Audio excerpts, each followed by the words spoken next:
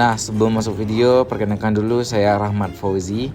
Materi yang akan saya bahas ada 10 materi. Nah, pertama kita masuk dulu kepada sistem persyarafan. Nah, selamat menyaksikan teman-teman. Nah, kali ini kita masuk ke dalam sistem persyarafan. Sistem persyarafan yaitu sistem tubuh yang menghubungkan dan mengkoordinasikan setiap langkah, pikiran, bahkan emosi yang kita rasakan. Nah, secara anatomi, sistem persyarafan terbagi dua, yaitu sistem persyarafan pusat yang terdiri dari otak, batang otak, dan medula spinalis. Nah, selanjutnya ada sistem saraf tepi. Sistem saraf tepi terdiri atas dua, yaitu sistem cranialis dan sistem spinalis, yang berfungsi sebagai penghubung antara pusat sampai ke seluruh tubuh. Mengenai sistem saraf pusat, pertama terdiri dari otak. Otak itu dijumpai mengambang di dalam tulang tengkorak manusia yang ditahan oleh cairan cerebro. Jika dilihat dari anterior, terdiri dari dua buah bagian atau yang disebut dengan hemisfer yang dihubungkan oleh jembatan yang disebut corpus callosum. Melihat lebih dekat, bagian besar ini disebut dengan cerebrum. Lapisan terluarnya adalah korteks yang terbagi atas bukit dan lembah yang biasa kita sebut dengan cirrus dan sulcus. Masing-masing korteks dibagi menjadi 4 bagian besar. Nah, jika dibelah di garis median atau dari tengah, maka akan nampak susunan yang terdiri dari cerebrum yang tadi sudah kita bahas, korpus yang menghubungkan hemisfer kanan dan kiri, kemudian ada di encephalon yang terdiri dari talamus dan hipotalamus. Nah, kemudian ada batang otak atau truncus encephal yang terdiri dari mesencaphalon. Mesencaphalon ada pons dan medula oblongata, dan juga ada cerebellum atau otak kecil. Nah, kemudian batang otak jika diteruskan akan keluar dari tulang tengkorak melewati lubang yang kita sebut dengan foramen magnum dan akan melanjutkan menjadi yang namanya medula spinalis yang akan berjalan melewati vertebra dari leher hingga ke sekitar tulang ekor. Kemudian sistem saraf tepi. Pertama terdiri dari saraf kranial, yaitu saraf tepi yang keluar dari saranium, jumlahnya yaitu 12 pasang dan memberikan persarafan. Cranium situs atau leher toraks, dada, dan abdomen total ada 12 pasang, yaitu factory of factory. Itu yang bertanggung jawab buat kita bisa mencium. Kemudian ada optik yang berfungsi untuk melihat, pulomotor yang bertugas sebagai menggerakkan mata, abdus fokus ini yang nanti sampai ke abdomen level, aksesoris dan hipoglosal, dan kemudian ada yang disebut saraf spinalis, yaitu saraf tepi yang keluar dari medula spinalis. Jumlahnya lebih banyak, yaitu 31 pasang yang memberikan persyarafan. Kemudian ke bagian tubuh sesuai dengan lokasi, yaitu ada yang pergi ke leher atau ada yang disebut dengan cervical. Ada 8 pasang C1 hingga C8. Kemudian ada yang ke dada disebut dengan toraks. Ada T1 sampai T12.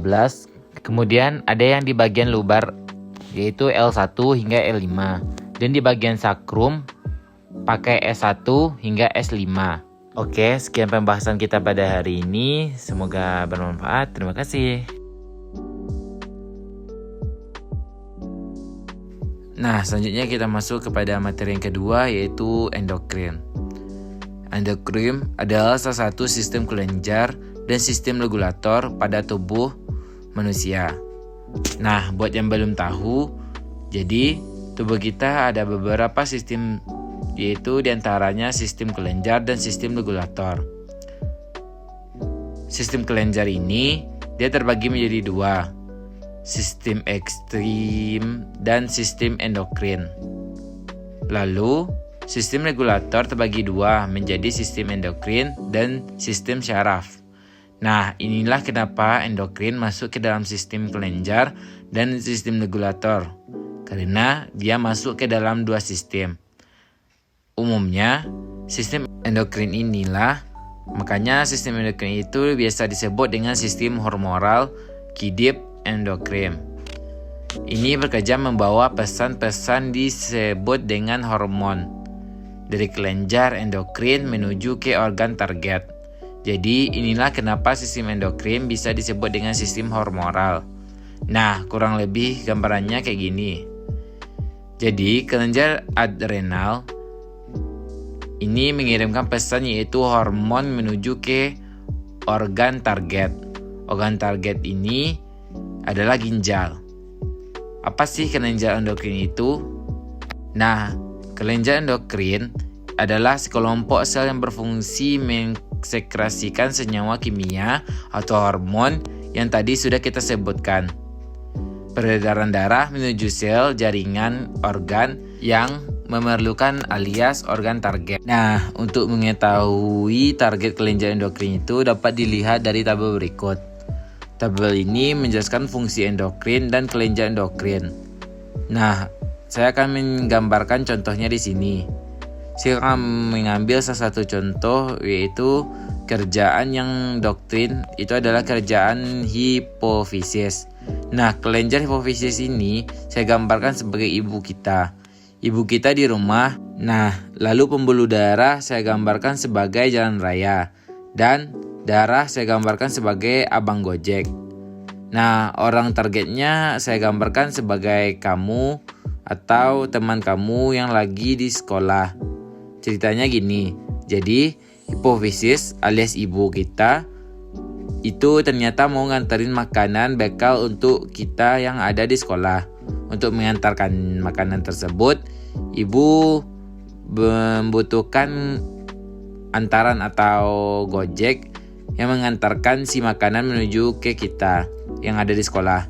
Nah, jadi ibu mengantarkan makanan melalui abang Gojek dan disampaikan ke kita yang ada di sekolah. Halo ibu, ini hipofisis. Makanan ini adalah hormon-hormon yang dihasilkan oleh hipofisis. Nah, Gojek ini adalah darah yang sebagai jalan raya organ target. Nah, kalau gambarannya kita ganti ke dalam bentuk asli, dia kayak gini. Kelenjar endokrin itu kelenjar hipofisis. Ia memberikan pesan hormon berupa HOT. Salah satunya adalah hormon ini organ target adalah kulit manusia.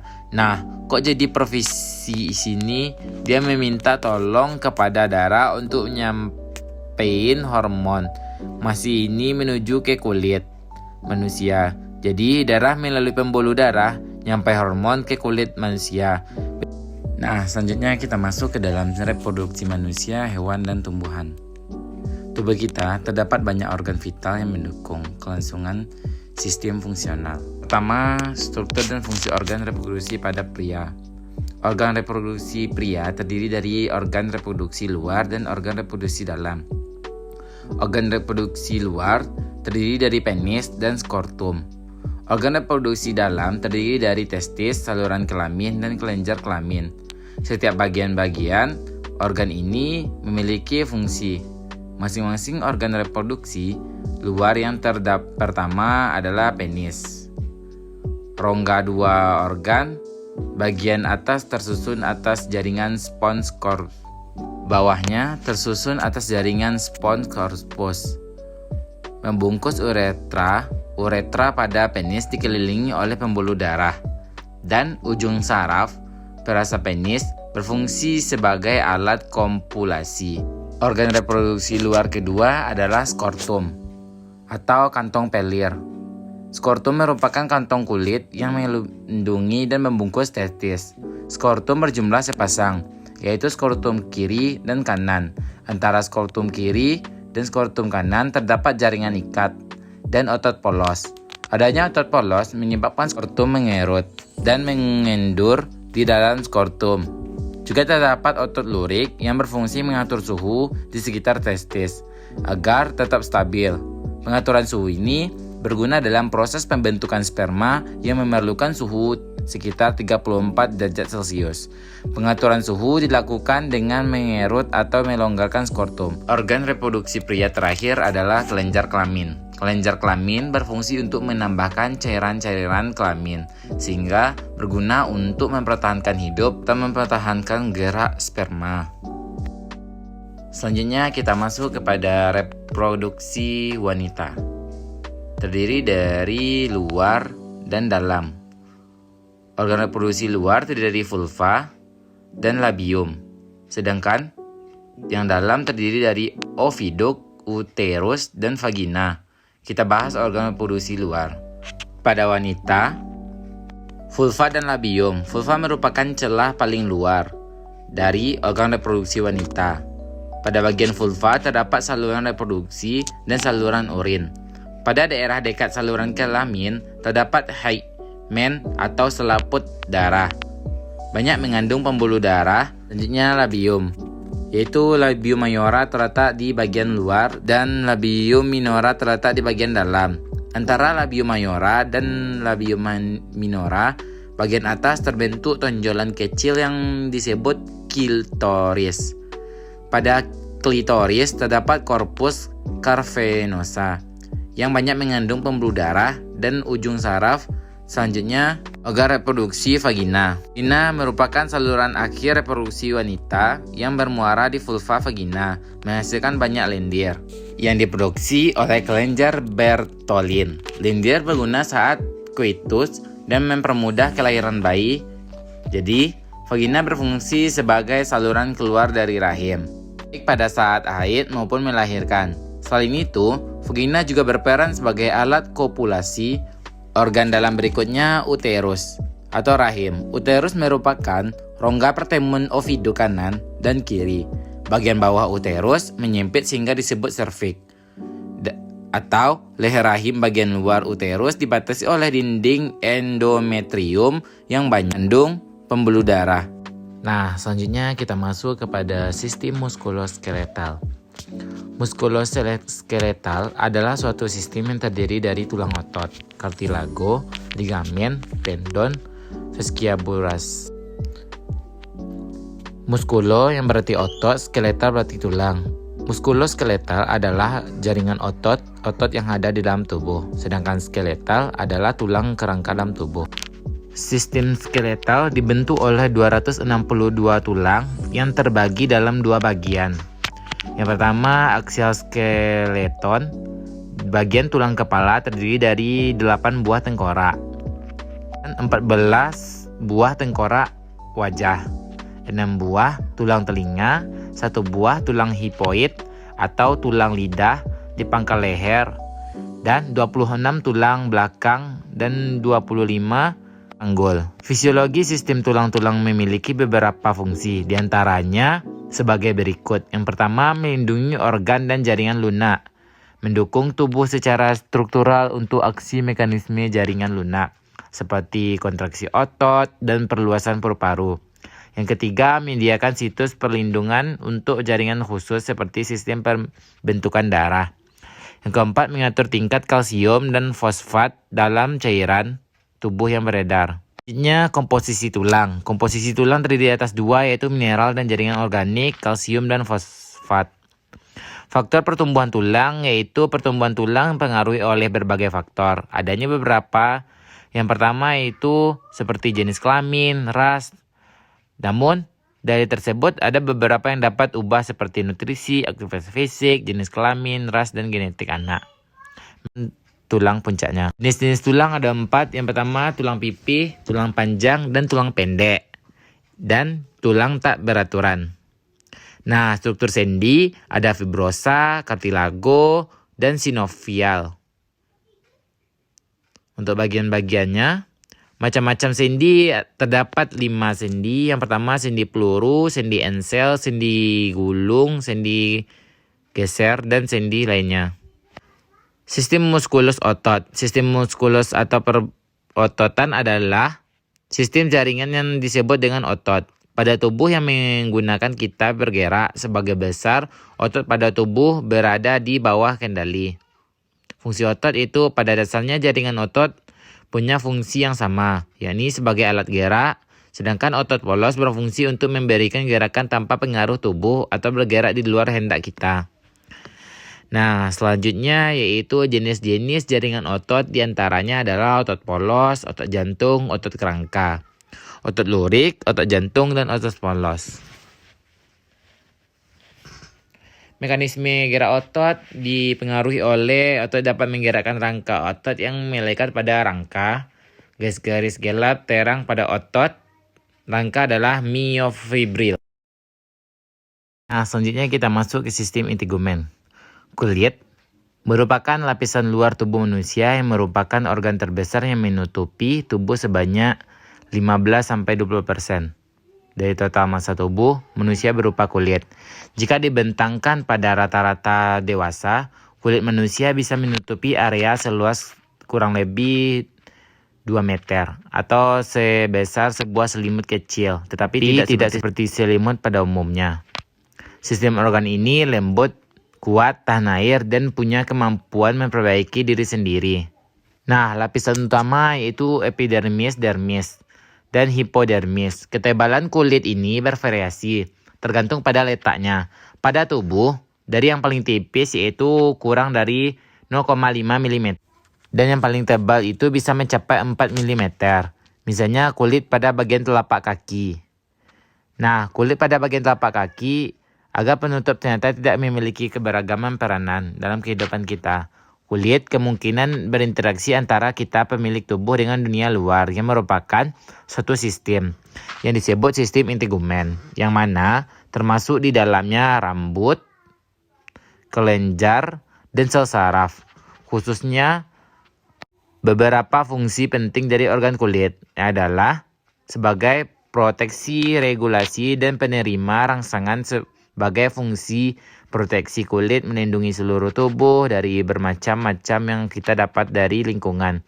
Misalnya infeksi atau serangan organisme lainnya. Kerusakan karena radiasi, matahari, dan zat-zat kimia berbahaya di sekitar kita juga berfungsi menahan tekanan yang benturannya dengan kolagen. Bentur yang merupakan kandungan utama lapisan epidermis. Nah, besar epidermis terdiri dari sel kulit yang bernama keratinosit. Sel-sel ini berganti secara menyeluruh. Setiap sebulan atau 4 bulan minggu, sel-sel baru mendorong sel-sel yang lebih tua, sehingga terdorong sebagian ke atas sel. Sel ini bergerak ke atas sel diisi oleh protein yang dikeraskan dinamakan oleh keratin. Pada umumnya, manusia memiliki 5 juta folikel rambut yang ada pada setiap permukaan kulit, kecuali telapak tangan dan kaki. Sebanyak 90 hingga 150 ribu folikel rambut terdapat di kepala yang berfungsi untuk melindungi kulit kepala dari kerusakan fisik dan radiasi matahari. Beberapa dengan panas. Saat suhu dingin, otot-otot kecuali yang ada pada kulit dan dinamakan erektor pili. Nah, kali ini kita akan masuk ke dalam sistem pernafasan. Nah, udara pertama kali masuk ke saluran pernafasan melalui lubang hidung dengan mekanisme inspirasi di rongga hidung. Kemudian disaring oleh rambut-rambut halus di hidung dari partikel debu yang menyertai udara yang masuk.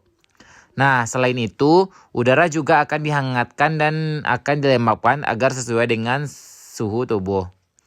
Dari rongga hidung, udara selanjutnya mengarah ke faring, yaitu persilangan tempat jalur udara dan makanan bertemu. Jadi, pada faring ini ada 2 tempat dilaluinya. Yang pertama, udara melalui pernafasan dan makanan yang berasal dari mulut. Setelah melalui faring, udara akan masuk ke laring, di belakang lidah, dan di depan laring. Di sana terdapat epiglotis yang berfungsi untuk mengatur masuknya udara dan makanan ke saluran masing-masing. Ketika makanan ditelan, laring bergerak ke atas dan mendorong epik sehingga menutup glotis-glotisnya. Ini adalah bukan trakea atau tenggorokan. Hal ini memungkinkan makanan menuruni esophagus menuju ke lambung. Ketika makanan turun menuju lambung, glotis terbuka sehingga kemungkinan udara pernafasan masuk ke laring, yang merupakan bagian atas dari saluran pernafasan. Di laring juga terdapat kotak suara yang menghembuskan dan dalam keluar mengalir cepat melalui pita suara, yaitu sepasang pita otot yang elastis.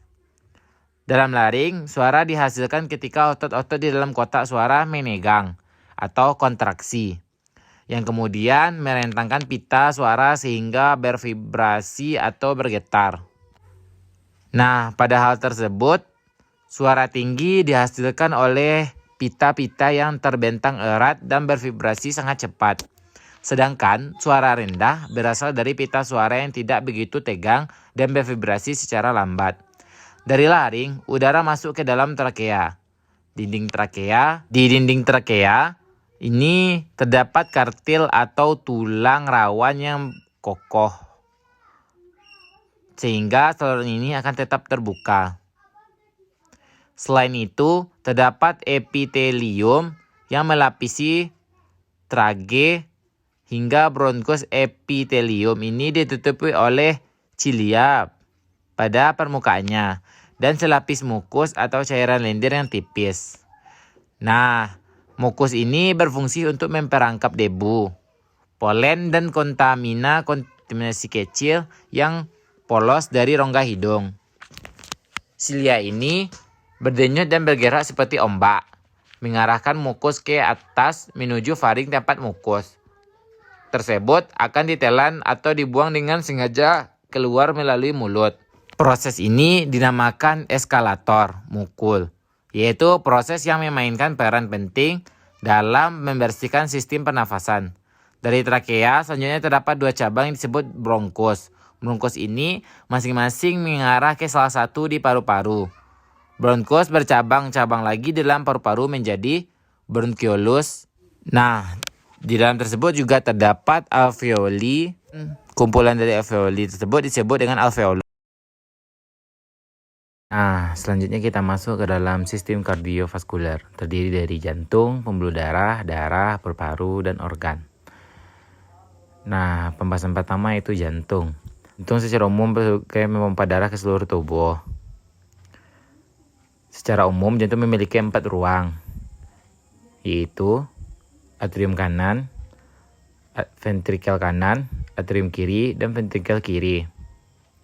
Di antara atrium kanan dan ventrikel kanan, terdapat katup tricuspidalis. Di antara atrium kiri dan ventrikel kiri, terdapat katup bicuspidalis. Nah, di sini saya akan menjelaskan mengenai sistem peredaran darah. Darah yang mengandung karbon dioksida atau CO2 masuk ke dalam jantung melalui vena cava superior dan melewati vena cava inferior. Nah, vena cava superior yaitu bagian ekstremitas atas. Vena cava inferior yaitu bagian ekstremitas bawah.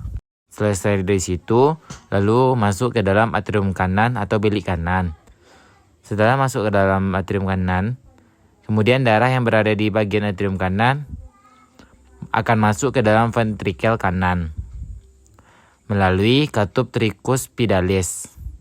Nah, darah yang dari ventrikel kanan menuju paru-paru yang akan melewati yang namanya arteri pulmonalis. Nah, melewati itu, kemudian darah yang dari arteri pulmonalis itu mengandung karbon dioksida atau CO2. Nah, selanjutnya masuk ke dalam paru-paru, sehingga akan terjadinya proses oksigenisasi. Darah yang mengandung CO2 atau karbon dioksida akan mengalami pertukaran, yaitu sehingga menjadi oksigen atau O2. Setelah terjadinya oksigenasi, darah keluar dari paru-paru menuju jantung. Atrium kiri yaitu dengan melewati vena pulmonalis. Darah yang sudah masuk atrium kiri akan diteruskan menuju ventrikel kiri, lewati katup bicuspidalis. Kemudian darah tersebut dipompa oleh pembuluh darah terbesar yaitu aorta. Nah, dari aorta masuk ke dalam arteri. Setelah dari arteri masuk ke dalam kemudian masuk lagi ke kapiler. Pada saat itu darah kapiler itu pembuluh darah yang sangat kecil. Darah diameter 5-10 mikrometer. Setelah itu dari kapiler, darah masuk disebarkan ke dalam organ tubuh manusia. Nah, selanjutnya kita masuk ke dalam sistem pencernaan. Sistem pencernaan terbagi atas dua, yaitu organ utama dan organ pendukung. Nah, pada organ utama terdiri dari mulut, kerongkongan, lambung, usus halus, usus besar, rektum, dan anus. Nah, pada bagian ini kita mulai dari mulut. Nah, pada mulut berfungsi sebagai yang pertama itu gigi sebagai mengunyah makanan menjadi potongan kecil, lidah sebagai membentuk mengaduk makanan, dan kelenjar lidah menghasilkan air ludah yang mengandung enzim amilase untuk pemecah. Setelah mulut kita masuk kepada kerongkongan. Pada kerongkongan, yaitu salah satu saluran yang menghubungkan mulut dengan lambung. Terjadinya gerakan peristaltik yaitu gelombang. Selanjutnya kita masuk kepada lambung. Lambung adalah organ berotot berongga yang menampung makanan ketika sedang dicampur dengan enzim lambung. Fungsi utama lambung yaitu sebagai penyimpan makanan sementara, pencerna mekanisme melalui peristaltik lambung, dan pencerna kimiawi melalui asam lambung atau HCl, sehingga mengaktifkan pepsinogen menjadi enzim pepsin. Enzim pepsin memecah protein menjadi enzim amino. Enzim amino mengemulsikan protein susu. Selanjutnya kita masuk ke dalam usus halus. Pada usus halus terdiri dari 3 bagian, yaitu duodenum. Bagian pertama usus halus di mana sebagai besar pencernaan kimiawi terjadi. Enzim dari pankreas dan empedu dari kantong empedu membantu proses ini. Yang kedua yaitu jejunum. Jejunum bagian tengah dan akhir usus halus. Sedangkan ileum mana bagian akhir yang menyerap nutrisi terjadi. Usus besar. Usus besar merupakan saluran setelah usus halus dan meluas ke seluruh anus. Merupakan tempat sisa makanan keluar. Nah, dari ini memiliki penyerap air, garam, dan sisa makanan. Pembusukan sisa makanan dari bahan yang tidak tercerna oleh tubuh. Nah, setelah usus besar kita pindah ke rektum. Rektum merupakan suatu penghubung usus besar ke anus. Rektum bertindak sebagai reseptor. Selanjutnya anus. Anus itu tempat keluarnya sisa makanan. Di sini terjadinya adanya otot saraf dan selaput lenjer bekerja sama untuk memfasilitasi keluarnya feses. Nah, selanjutnya kita akan masuk ke dalam sistem perkemihan. Apa itu sistem perkemihan? Sistem perkemihan adalah sistem organ yang memproduksi, menyimpan, dan mengeluarkan urin. Bagian sistem perkemihan yang pertama ada ginjal. Ginjal merupakan organ terpenting dalam mempertahankan homeostasis cairan tubuh secara baik. Bagian yang kedua adalah ureter. Ureter adalah organ yang membawa urin dari ginjal ke pasikayan area atau kandung kemih. Di dinding ureter terjadi gerakan peristaltik tiap 5 menit sekali. Nah, yang ketiga yaitu vesika urinea atau kandung kemih. Kandung kemih berbentuk seperti buang pir atau candy hide yang fundas dan leit. Dindingnya terdiri dari lapisan serosa, otot, mukosa, dan transional. Selanjutnya, yang keempat adalah uretra, merupakan saluran sempit yang berpangkal pada kandung kemih yang berfungsi menyalurkan air kemih melalui keluarnya uretra. Saluran yang berjalan dari leher view ke lubang luar atau meatus uretra. Dilapisi membran mukosa. Bagaimana proses pembentukan urin? Nah, proses pembentukan urin adalah filtrasi dan augmentasi. Filtrasi yaitu proses penyimpanan darah yang berlangsung di glomerulus dalam badan MACPI. Kedua adalah reabsorpsi. Reabsorpsi adalah penyerapan kembali bahan-bahan yang masih ada dalam darah setelah mengalami filtrasi. Yang ketiga adalah augmentasi. Augmentasi adalah proses penambahan ion senyawa NH3 dan ion H+ pada urin. Nah, selanjutnya kita masuk ke dalam sistem imun. Pengertian dari sistem imun yaitu molekul yang mediasi pertahanan dari organisme infeksi dan paparan asing. Pengertian dari imunitas adalah resistensi terhadap penyakit-penyakit infeksi. Respon imun adalah reaksi dari koordinasi sel-sel imun jaringan. Dan molekul yaitu organisme infeksi. Selanjutnya kita akan membahas tentang organ-organ yang berperan dalam sistem imun. Nah, pada sistem imun yang pertama yaitu thymus, ada adenoids dan tonsil, ada bone marrow dan intestine, ada apex dan vespa chest, ada sweat, ada inguinal dan ada axial lipin, ada pada bronchus alveoli dan lymph nodes dan bronchus ovaris lymph tissue. Selanjutnya kita akan membahas tentang pembagian sistem imunitas. Sistem imun dibagi menjadi dua, yaitu innate immunity atau non-specific. Ada adaptive immune atau spesifik yang tergolong dari innate immunity. Atau non-specific yaitu dilihat dari fisik larut dan seluler yang tergolong fisik ada kulit, mukosa silia, batuk, dan bersin. Sedangkan yang larut dari biokimia dan humoral biokimia. Sedangkan dari lisozim, sebaceous, HCl, lactoferrinuremic acid yang humoral terdiri dari komplement F lipid mediator dan psikotin, dan seluler terdiri dari fagosit NK. Sel, mast cell, basofil, eosinophil, detrit, sel pembagian sistem imun. Yang kedua yaitu adaptif imun. Nah, ini terdiri dari dua yaitu humoral dan seluler. Yang termasuk dalam humoral yaitu sel B dan termasuk sel E.